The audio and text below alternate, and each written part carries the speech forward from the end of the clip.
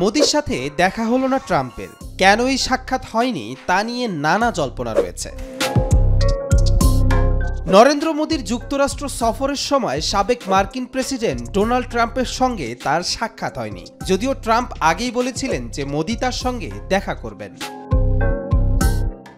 আন্তর্জাতিক সম্পর্ক বিশ্লেষকরা মনে করেন, ভারত বা বিশ্বের অন্য যে কোনো দেশ ভিন্ন দেশের অভ্যন্তরীণ রাজনীতিতে কোনো এক পক্ষকে সমর্থন করতে পারে না। মোদি যদি ট্রাম্পের সঙ্গে দেখা করতেন তাহলে সেটি ট্রাম্পের প্রচারণায় সমর্থন হিসেবে গণ্য হতে পারত, যা মোদির জন্য কৌশলগতভাবে ভুল হতো। আর এই মুহূর্তে যুক্তরাষ্ট্রের অভ্যন্তরীণ রাজনীতিতে পক্ষপাত দুষ্ট হতে ভারত আগ্রহী নয়।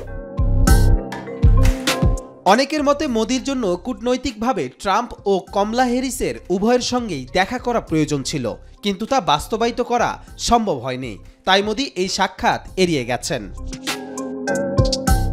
আগামী নভেম্বর মাসে যুক্তরাষ্ট্রের প্রেসিডেন্ট নির্বাচন হতে চলেছে। রিপাবলিকান পার্টি থেকে প্রেসিডেন্ট পদপ্রার্থী হিসেবে আবারও মাঠে নামছেন ডোনাল্ড ট্রাম্প, আর ডেমোক্রেটিক পার্টির তরফে প্রার্থী হলেন কমলা হ্যারিস। কবির চৌধুরী জয়, মাই টিভি।